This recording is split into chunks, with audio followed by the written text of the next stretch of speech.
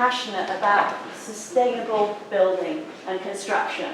And for me, I've got particular interest in this. 20 years ago, I worked with a housing association who had been gifted some land. And they wanted to know if they could grow materials to make their housing stock more sustainable. So we focused in on hemp. So I'm going to be really, really interested to hear what you've got to say. I'm going to allow you to introduce yourselves. So I will go and sit down now. There will be time for questions and answers at the end. Thank you. Good morning, ladies and gentlemen. My name is John Sheppard. I'm Technical Director of the management company Wren Sustainable, and we are sustainability consultants. Before I go into this, I'd just like to ask a question. Do any of you have issues with the concept of global warming and climate change? Just stick your hands up if you're concerned about the reality of it, or not. You are concerned about the reality. So that's about a third, yes. Well, hopefully, with what you hear today, and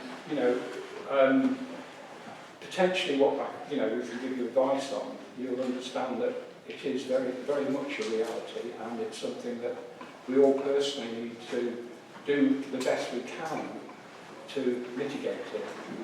Anyway, we at Wren Sustainable believe that our beautiful island, with its biosphere status, is in a unique position to set an example to the rest of the world as to how we can live a happier and more sustainable life. To that end, we have spent over 20 years developing systems to aid in this endeavour that we believe will benefit everyone on the island, enhance government finances and showcase the island as a centre for sustainability. So let me try and just get this in. Now, this is the house that we built, completed 3 years ago after 20 years of research. We initially aimed at making it to what's called passive house standard. But we now realise that, in fact, it can be carbon zero. We partnered with a colleague, David Swanson. He had a property called Clare Court in Marathon Road, and with a very, very large garden, which he got planning permission to build a property or property. And this is the result of that partnership. Here we are. This is the garden as it was before we started building. And one of the problems we had, of course, is we've got a considerable slope. There's a 3-metre slope from the point at which our part of the land starts to Victoria Road. So what we had to do was to build a series of terraces to get the property on. David owned Clare Court Marathon Road and had planning approval to build on the lower part of the garden. And close to 4 years ago, we completed the pilot pair of passive houses, which you saw on the previous slide. I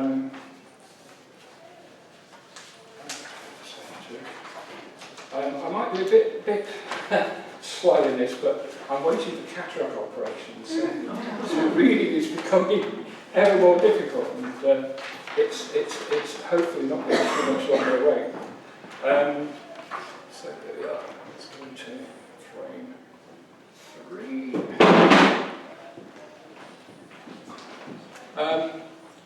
Effectively, we based the design of the house on the pair of passive houses that government built in 2015 at Jambers Corner. Now, we were intimately involved in this. In 2009, we bought the Swedish architect, Hans Ek. He's an architect and a physicist, and he actually was the person who initially developed the concept of passive house. As I'm sure some of you will know, that currently the passive house is run by the German Passive House Centre, a gentleman called Wolfgang Feist. And he went to Sweden in 2003, met Hans at Lund University, and they all got together, and the result was the German passive house system. Interestingly, at the time, Hans owned the title passive house, but he happily gave it to Wolfgang Feist, and of course it's gone from strength to strength, as some people know. Right, here we go, let's try that. Now, these are the houses at Janet's Corner. We advised government on this project and suggested to them that to make passive house the simplest way to choose modular construction, which was what we used. They decided, no doubt, because they didn't want to upset the local construction industry, to build it in masonry. And we introduced them also to a company in the UK at the time called the Green Building Store, which had developed a model for passive house in masonry called the Denby Dale model. And this was the result. Now, the problem with this design was that the thermal envelope of the building, internal thermal envelope, ended at the first floor ceiling. So the attic space, which contains a lot of the, the mechanical bits and pieces, could only be entered from a door in the end of the gable, which meant any time you want to go up there to maintain something, you have to put a ladder up and go through the door, which is obviously a considerable waste of space. So what we wanted to do, we used this as a basic model for our design. Steve obviously did the design work. Because we used a system from a company called Scotland in the UK, which is called the Value Therm Timber Frame. It's effectively a hybrid SIPS panel. So effectively, what you've got is, if you know what SIPS panels are, you've got 2 layers of OSB boarding, which is filled with insulation in the centre. Now, what the Value Therm system did, it took a standard timber frame and then put another layer of board on the inside, and then injected the insulation in a press. And it was designed to be fully modular so that each unit linked together. And what that enabled us to do was to maximise the amount of usable internal space in the property, which is what we did. Now, at this point, I'll get Steve to... These are Steve's basic drawings of the house, and Steve can these idea. Just you can see it. You can see it. I'm going to sit there. I will. Yeah, take it away. Okay. Let me introduce myself. My name's Steve Crowder. I'm an architect. I schooled on the Isle of Man. And for my sins, I've worked on a lot of technical projects around the world, actually, a lot of transport infrastructure. And when I came back to the Isle of Man, family and various reasons, I have a passion about the environment. I've had that for a long time. And I think that the association with the biosphere on the Isle of Man is very much something that I'm passionate about. So, and I just happened to look at the process of the system that John mentioned called Scott Frame. And that's very important. It doesn't sound too good when you say value frame. It's a bit like 2 for 1 at Tesco's. Actually, it's very efficient. And what I recognised is that what John possibly hasn't mentioned, which one? Is that this system, that's their system, isn't it? Yeah. I'm just trying to get one quickly. What John had done, because I'd seen the Scott Frame system, it was very clever, and I wanted to utilise it to, I've done a lot of detailing to try and achieve a much better standard of thermal resistance. But what John had done is realise that he had a raft foundation system, and that's the core of what he spent 10 years developing with engineers, to tie the timber frame to the raft. And that's fundamental. That's what makes it a complete modular build. And the benefit is that this raft foundation, just see, I'm trying to think of the one where John has showed you the trees. So when you look at that site, that would not suit, without taking some of the trees down, that would not suit a traditional build. So this is fundamental because we realise that this system would allow us to integrate into the landscaping far better. I'll come back to that in a second. But going back to the technical, what matters is that we design this so that the modular system in the RAF would sit, you can see the proximity of the trees, would sit together, and its performance, what John was describing about the modular system, allows you to use the entire attic floor. So this means that compared to Janet's Corner, as John mentioned earlier, that house offered a 3-bedroom solution. This offers 4, and it's cheaper to build.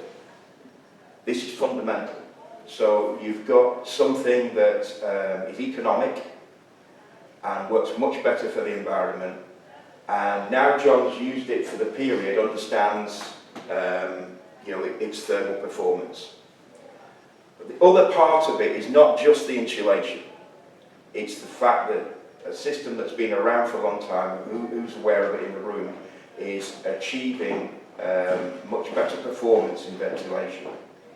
This is fundamental again, that we are moving at the moment to a lot of air tightness and modern builds, which some are using this heat recovery from ventilation.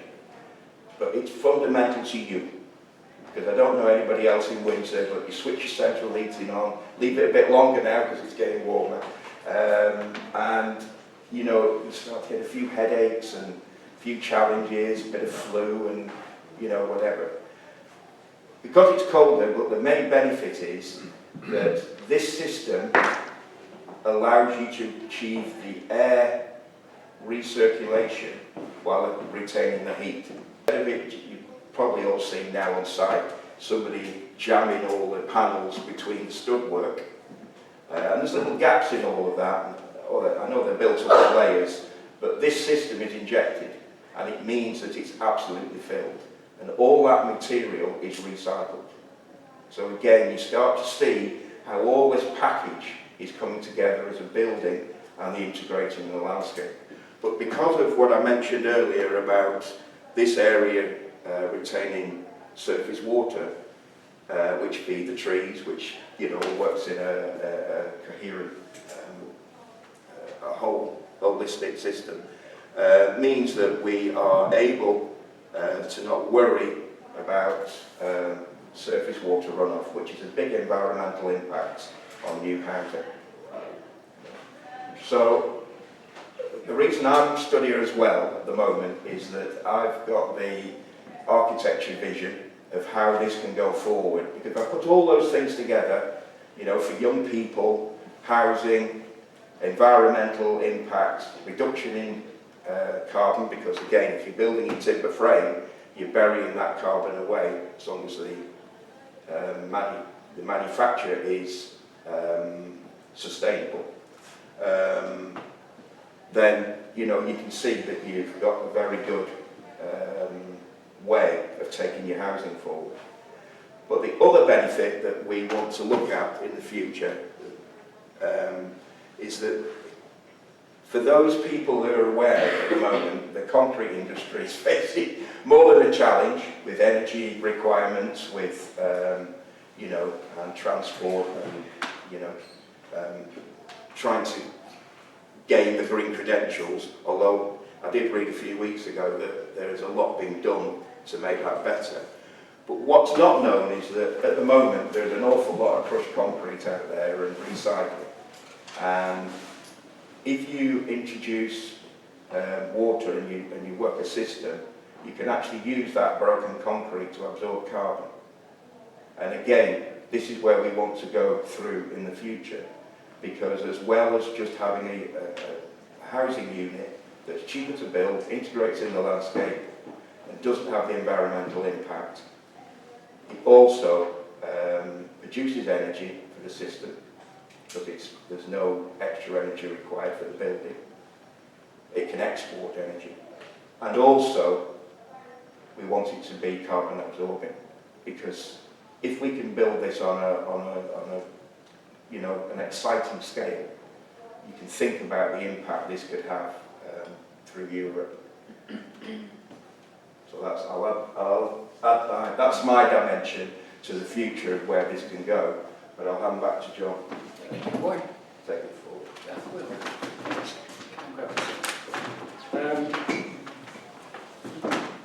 Now, this is the thing about, as Steve said, it's the speed and simplicity of this system. Effectively, the frame of the house was up and wind-tight and watertight in 2 days. Each unit was, so it was under 4 days for the 2 units. And that shows you that it's an isometric of the system, which shows you the simplicity of it. The panels all come from the factory, literally just bam, they go straight up. It's so quick. I mean, one of our neighbours across the road went away for a long weekend. When he went, there was no house, and when he came back, there were 2 houses. And he came over and said, hang on, I've just gone through some sort of time limit. He couldn't believe it. Yeah, incredible. Now what you see here is, this is the base for the system, and you have to achieve plus or minus 3 millimetres. So what you can see here, you see we built a wooden framework around it, which we levelled everything in so that we achieved close to the within the plus or minus 3 millimetres. Effectively, we used recycled aggregate as the hardcore beneath, and the top 50 millimetres is the what they call eco sand, which are the crushed bottles that, you know, all your wine bottles go to and everything else. And the beauty of that is, I mean, obviously if you've got a polystyrene base, it's potentially an ideal home for rodents, ants and everything else.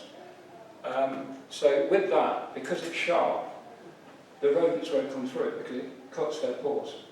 And the next move is the IsoQuick foundation system. I mean, it is literally a groundbreaking revolution in foundation construction, absolutely.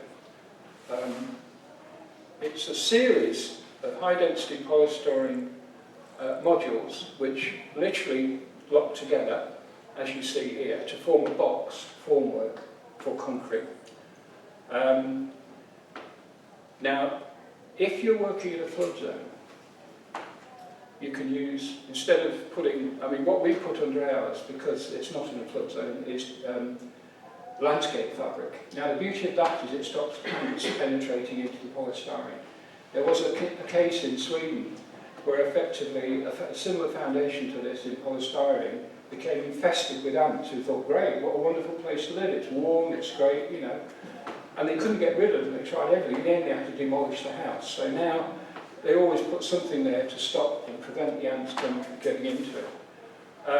All the services effectively are in place, and you just cut them through the polystyrene modules, and then, as you can see here, we've got a damp-proof membrane which is run through the whole thing. It also acts as a slip layer for it means the concrete runs more easily when you put the concrete in.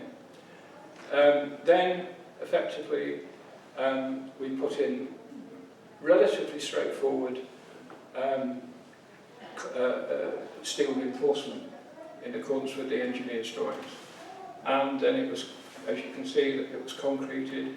And of course the beauty is, the concrete boys just have to level it to the top of the foundation, made that much more simple, and then polish it.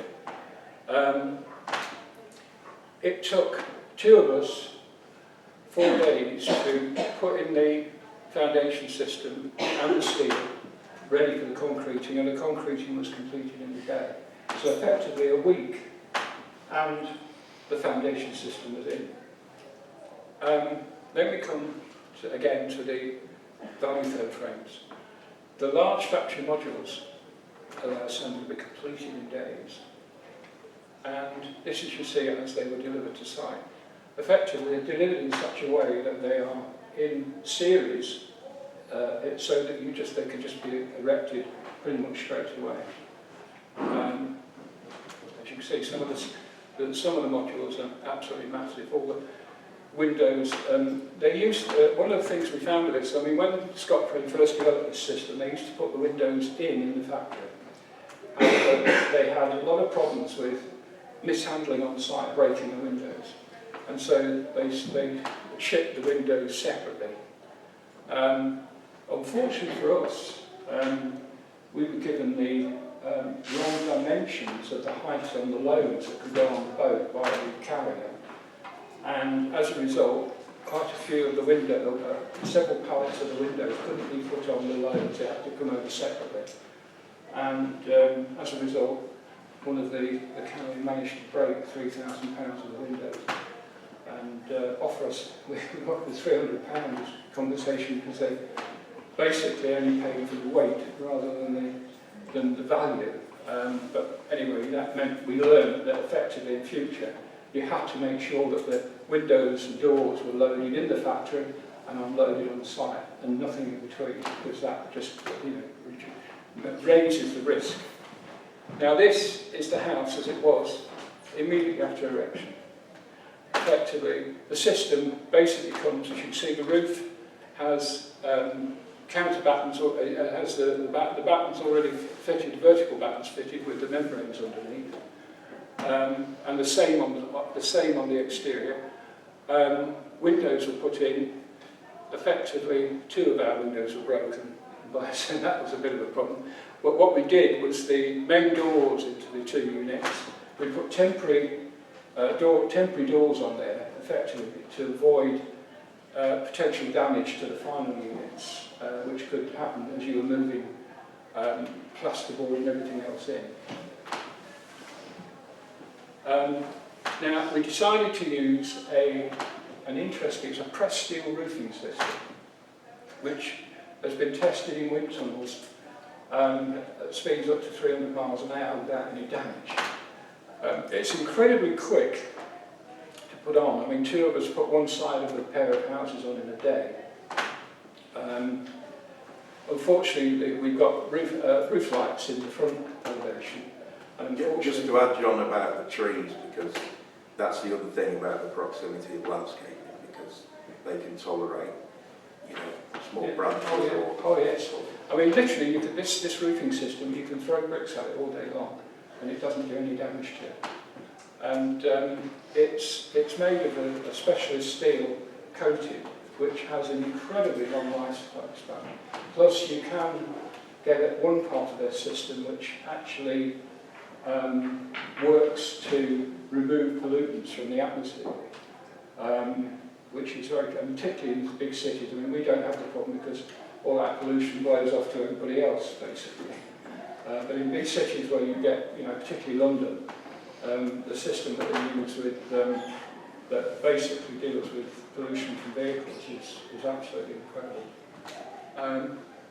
But because we use metal roofing, we had to put an additional layer of an additional membrane when we put on the actual slate batten.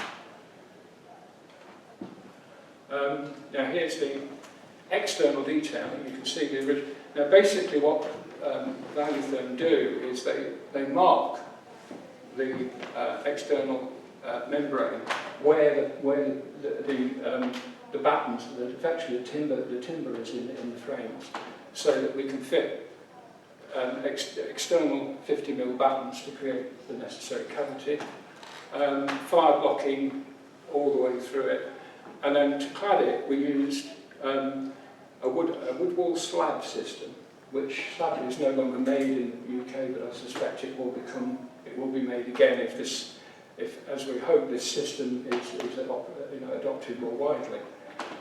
It's basically waste timber which is shredded and effectively then bound together with cement, and it does a number of things. It's highly resistant to impact, and it effectively breathes, which is the critical factor.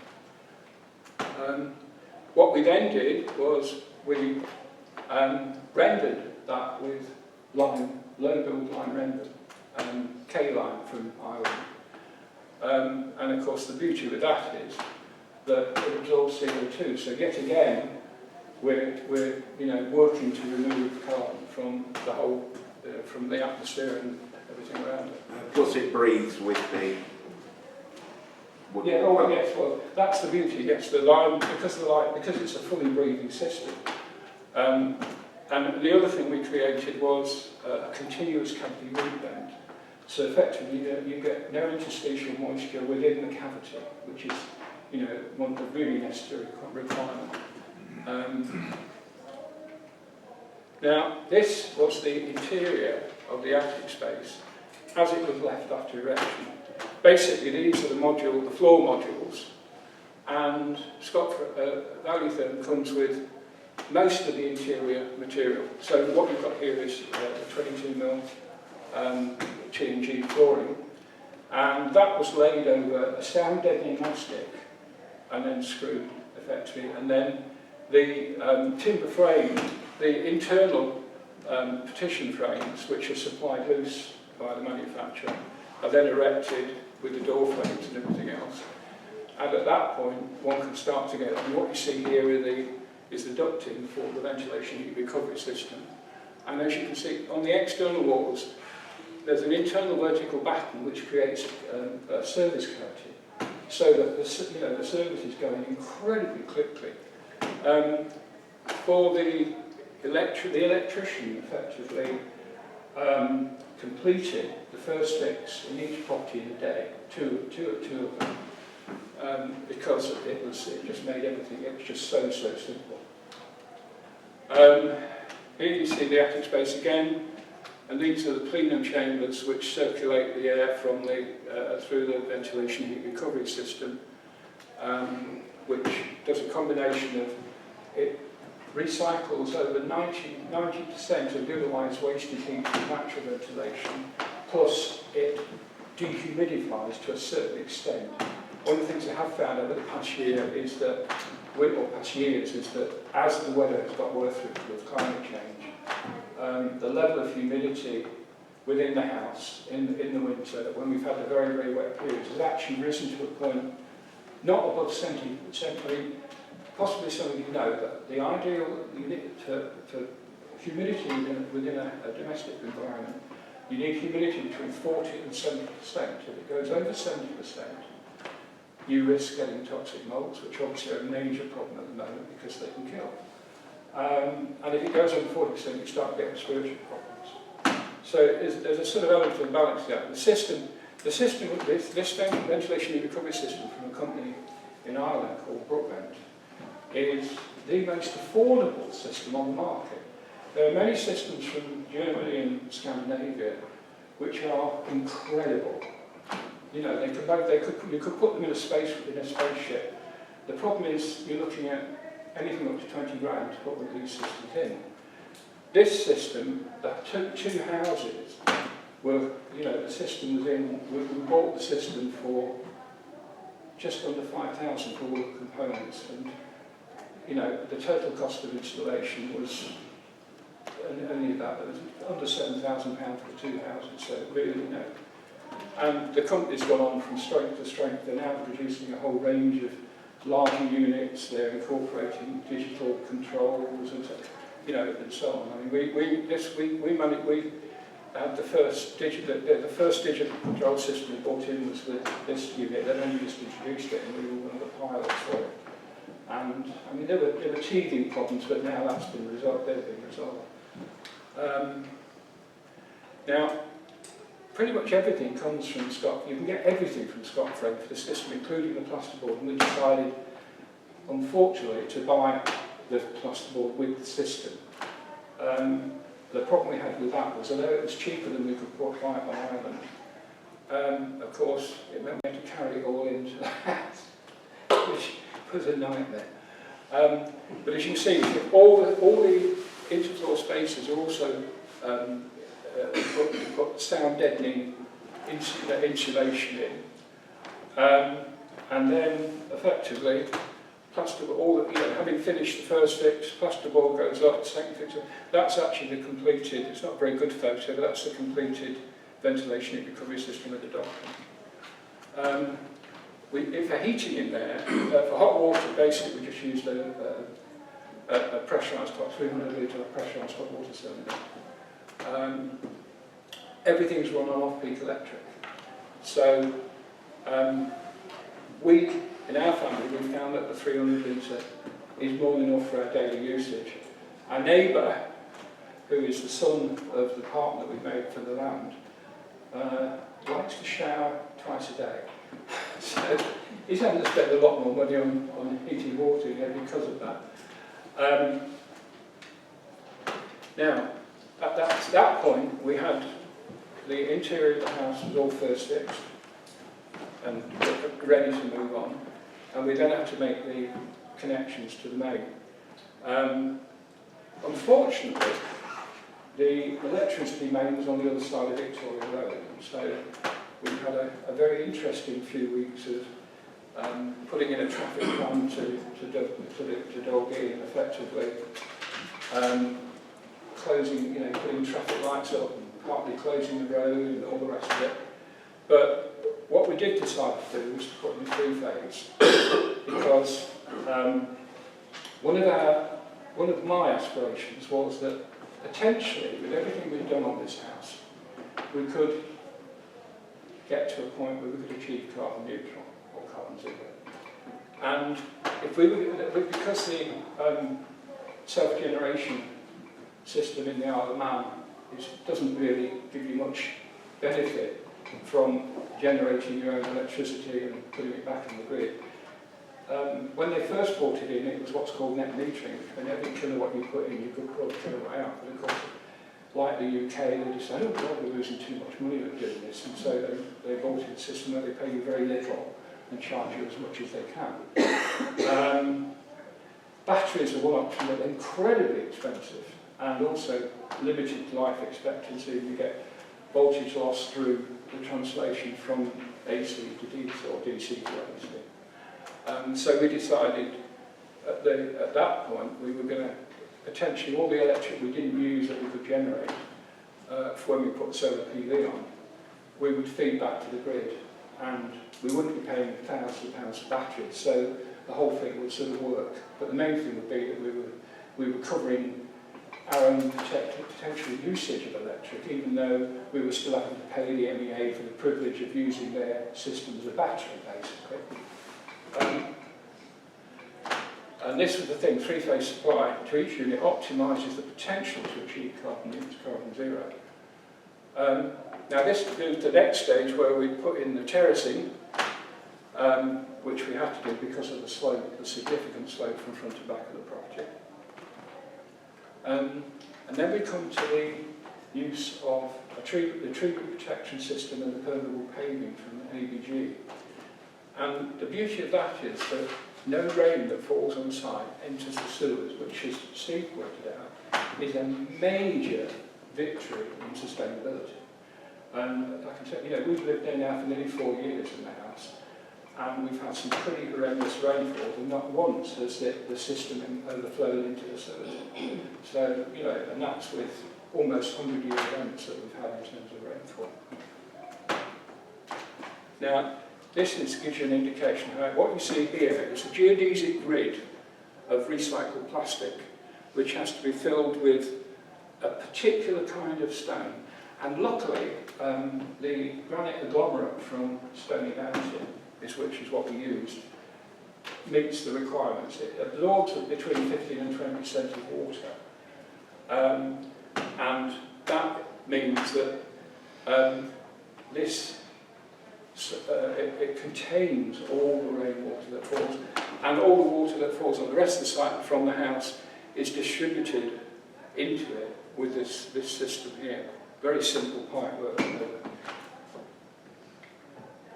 And then on top of that, we have the permeable paving, which was filled again. Now all the stone that we used came from the Isle of Man. So again, looking at that circular economy concept and using local materials wherever we possibly could.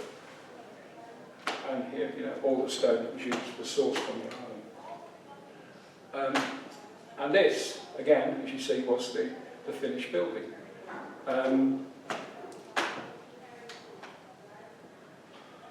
And the cost. Now, Steve pointed out to me that, I'm not a professional, what's the term? Quantity surveyor. And so, you know, my things, but basically what I did, I kept records of all the costing, even my own labour, although I wasn't charging for it, I put that into the equation. And the total cost to get to builder's finish on each unit was £144,000. Now, some couple of years ago, or a year or so ago, I was talking to one of the developers out here who mentioned at the time that a similar sized house to ours, their budget at volume was 140,000.